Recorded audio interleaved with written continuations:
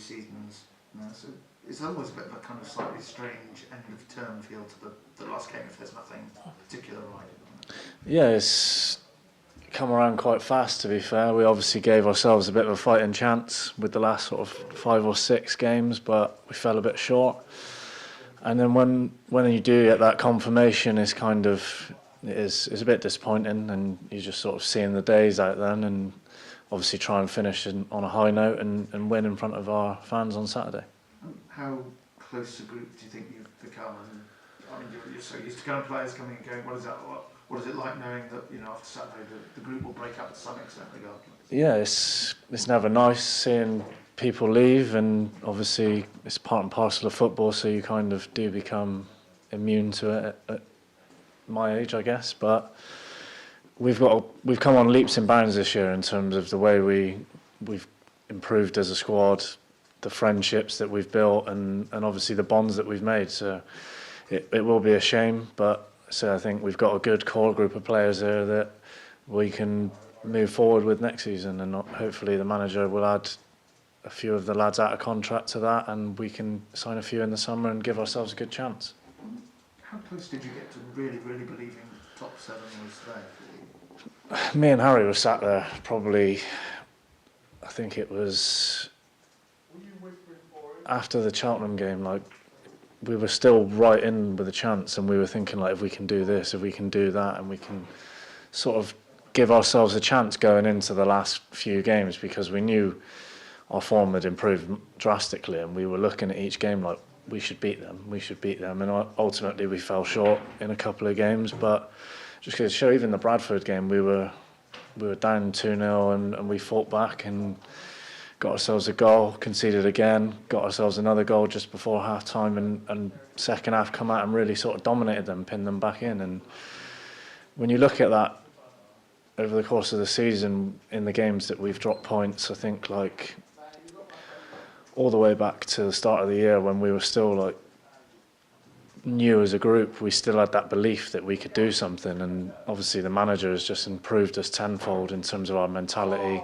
our organisation, and how to win games of football. And it's just a shame that it did take us a while to get our feet under the table as such, and just sort of get the wins that we needed to sort of get ourselves away from danger. And it was disappointing that we couldn't sort of claim a few more victories, and that's the thing, you always look back over the course of the season, like points you dropped and games you should have won that you didn't, and that's effectively what's cost us in our season, in our quest to get there in the end.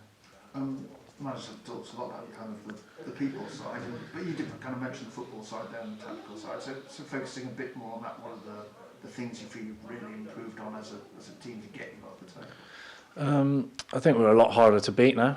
Obviously, at the start of the season, we were probably a bit more open, tried playing a bit too much football, and that's what probably cost us games, where we were trying to play out from the back and getting caught in possession, and our team's wide open. So I think the gaffer just simplified the way that we play, go a bit longer to Harry, pick up the second balls, and play our stuff in their half instead of trying to build out from our 6-yard line. And obviously if you lose the ball in your half, you are likely to face an attack which ends in a shot or an attempt on goal. So I think that's probably the main thing we've improved on, is learning when is the right times to play and not overplaying. If it goes down one side, come back out, then can we go and attack? Can we go and progress to their side of the pitch? Because we don't want to be taking too many risks in our own half. Did you expect to spend as much time at centre-back as you have, or has that been a kind of complete surprise to you? The first time he mentioned it to me, it was obviously a bit of a surprise. I had played there a couple of times at Mansfield, so I told him I've played there, and he was like, yeah, I really like the way that you step in, the way that you attack the ball and things like that, so there's no reason why you can't. And obviously I think just with my experience and communication, I can help out. And obviously if the game's in front of you a little bit more, you don't have to do as much running, so you can sort of read the game. And that's something that he spoke to me about, and I was more than happy to do it. It was just a shame the first time he'd done it, I rolled my ankle practicing it, so that's been frustrating part of my season, picking up little niggles when I feel like I've actually probably been playing quite well. So hopefully we found the problem which was causing my calves to feel the way that they were, and I was sort of thinking, am I getting too old, am I struggling because of my age? But it ultimately was something else. So we've obviously got that rectified, and the last few weeks have been really enjoyable and been playing pain-free, which is good. And so that must be a great boost going into next season. You'd be hopeful, assuming you're selected, getting 40, 40. Yeah, just games. being available for as many games as possible. Like the last few seasons, I've managed to rack up near enough 40 appearances and be available for a lot more games. So it was disappointing not to obviously play more minutes, but I think what I have contributed and when I have played, I've done well, and obviously we've picked up good results with that. So in that respect, yeah, obviously just go away this summer, work on my fitness. I still want to play in midfield, and I still want to try and progress in with this team in midfield. But I say the gaffer spoke to me long term, it could add a few years onto your career, and if he wants me to play there, then I'm more than happy to do so. What was I going to ask you?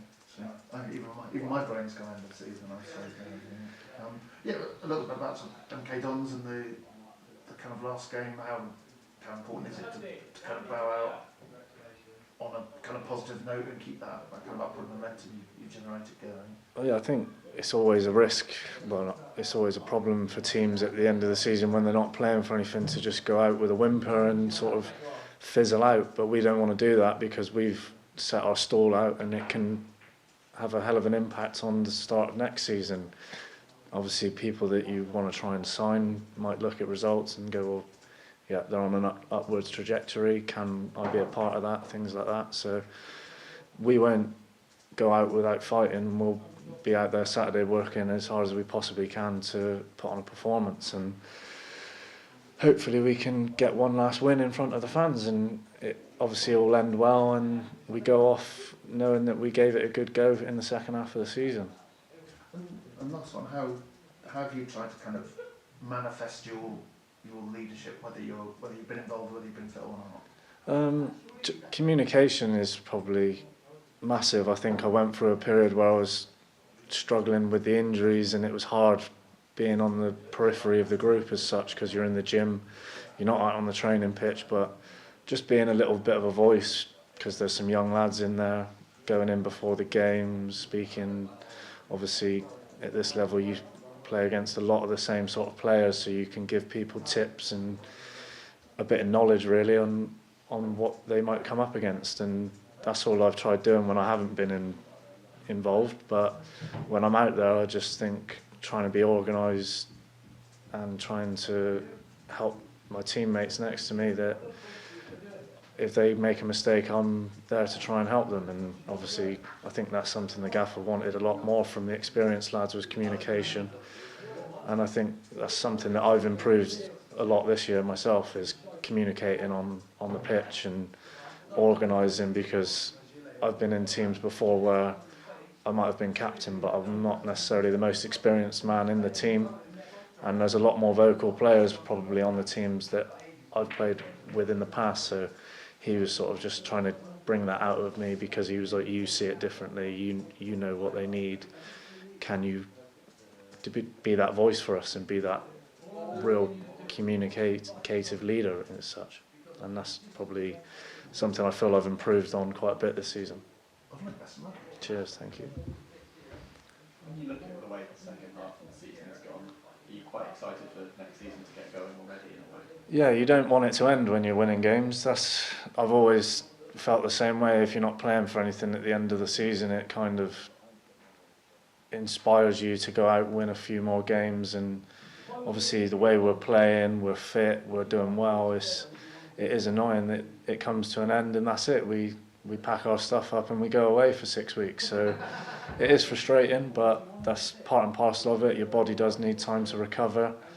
So in some respects, obviously you don't want it to end, but it's a good time to reflect and obviously rest and get ready to go again. And I think the way the manager sets up the second half of the season is going to be really positive, to sort of have that going into next season. Do you know what I mean? The way that he's built the trust up, the bonds, and all of the performances we've had since the turn of the year is probably because of his motivation, the way that he's organised us, and obviously, like I say, the lads don't want it to end. It's come too soon, because we think, like, if we'd have had a couple more games, would we have been able to? And I think we probably would have, because we're one of the form teams, and the way we're playing, no one wants to play against us. So do you feel like there's that strong foundation now you can really attack the start of next year in a way that maybe you couldn't at the start of this season? Yeah, you have a high turnover of players here last summer, and obviously the first couple of weeks of pre-season, the manager at the time had his own tragedy, so it was like we probably weren't as prepared, and we didn't have the time with him that we would have all liked.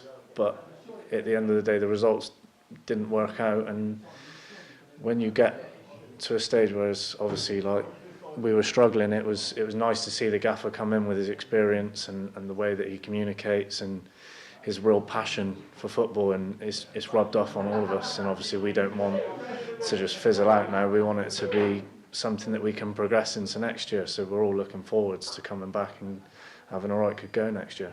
So someone with Bristol Rovers connections, are you quite sad to see them down, but obviously you'll get to go back?